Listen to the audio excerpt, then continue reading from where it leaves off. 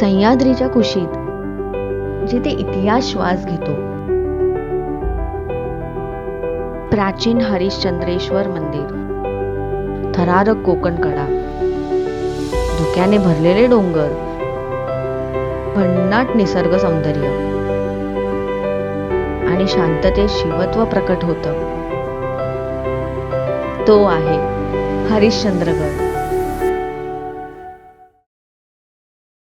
आज आपण निघालो आहोत सह्याद्रीच्या कुशीत वसलेल्या, इतिहास आणि निसर्गाचा अद्भुत संगम असलेल्या हरिश्चंद्रगडाकडे. महाराष्ट्रातील अहमदनगर जिल्ह्यात सुमारे 1422 मीटर उंचीवर वसलेला हा गड म्हणजे ट्रेकरसाठी स्वर्गच. हरिश्चंद्रगडावर पोहोचण्यासाठी 3 प्रमुख मार्ग आहेत. पहिला म्हणजे पाचनाई मार्ग, एकदम सोपा. आम्ही पण ह्याच मार्गाने ट्रेक करत आहोत. दुसरा आहे खिरेश्वर मार्ग, तो थोडा डिफिकल्ट आहे. आणि तिसरा मार्ग नळीची वाट, सर्वात कठीण आणि प्रचंड रॉक्स पॅची असलेल्या तिकडे रॅपलिंग करून चढावे लागते, कारण इथे फक्त अनुभवी ट्रेकर्सच जातात.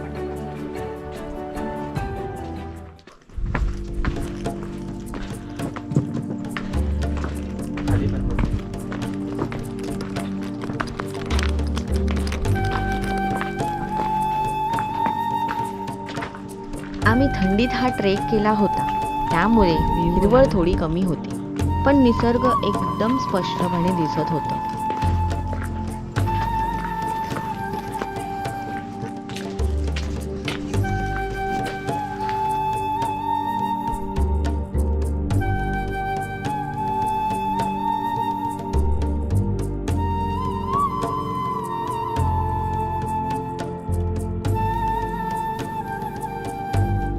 हरिश्चंद्रगडाचा इतिहास प्राचीन काळापासून चालत आलेला आहे.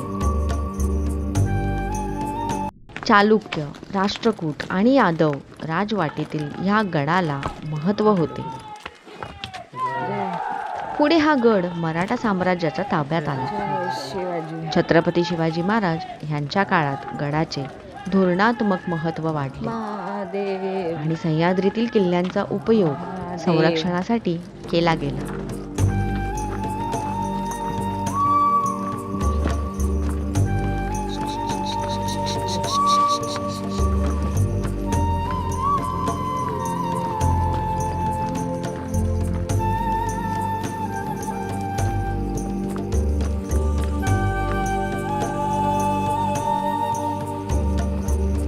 हा ट्रेक सोपा नाही, थोडी चढाई आहे, दमछाक आहे, पण वर पोचल्यावरती मिळणारा नजारा, आहा, अगदी स्वर्गीय.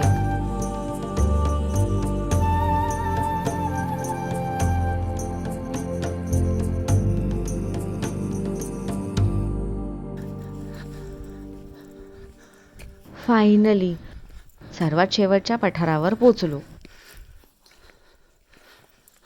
वर पोचताच पोटभर जेवून घेतलं, कारण ट्रेक करून मजबूत भूक लागली होती.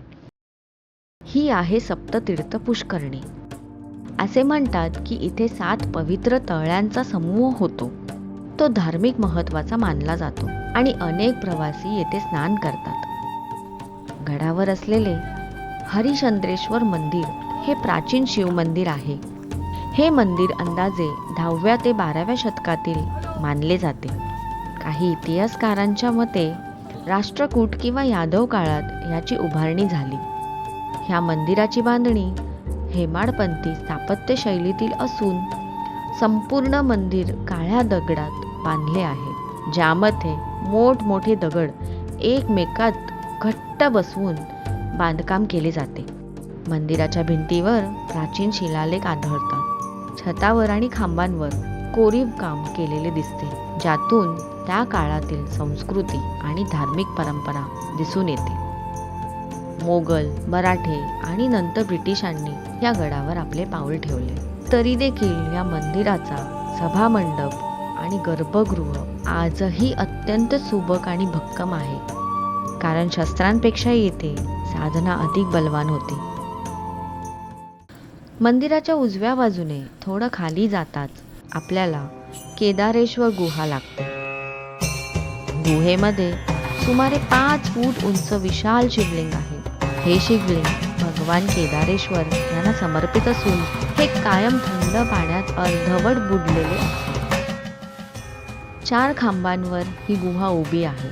यातील काही खांब तुटलेल्या अवस्थेत आहेत. स्थानिक कथेनुसार 4 खांब हे आपले 4 युगांचे प्रतीक मानले जातात. सत्ययुग, त्रेतायुग, द्वापार युग आणि कलियुग. सध्या फक्त एक खांब शिल्लक असल्याने तो कलियुगाचे प्रतीक मानला जातो. येथे जाण्यासाठी थंड पाण्यातून चालत जावे लागते. हा अनुभव खूपच वेगळा आणि रोमांचक असतो. आम्ही थंडीत आल्याकारण या गडावरती दिवसा पण थंडावा होता, म्हणून दुपारच्या कडक उन्हातच आम्ही या थंडगार पाण्यात जाण्याचा विचार केला. केदारेश्वर गुफा ही फक्त एक गुफा नाही, त्यातील श्रद्धा, इतिहास आणि रहस्य यांचा संगम आहे. मग सूर्यास्त पाहायला आम्ही गेलो कोकणकडाला. कोकणकडा हा हरिश्चंद्र गडावरील सर्वात प्रसिद्ध आणि थरारक भाग मानला जातो. कोकणकडा हा केवळ एक कडा नाही, तर तो सह्याद्रीचा रौद्र आणि सुंदर रूपाचा संगम आहे. पण ढग दाटून आल्या कारण आम्हाला सूर्यास्त काही दिसला नाही. आता इथेच आम्ही आमचा टेंट लावून नाईट कॅम्पिंग करणार आहोत. What an amazing experience. हा अनुभव प्रत्येकाने एकदा तरी घ्यायलाच हवा. चला तर मग भेटूया नेक्स्ट ब्लॉगमध्ये. Okay, bye. चॅनल सबस्क्राईब करायला विसरू नका हा.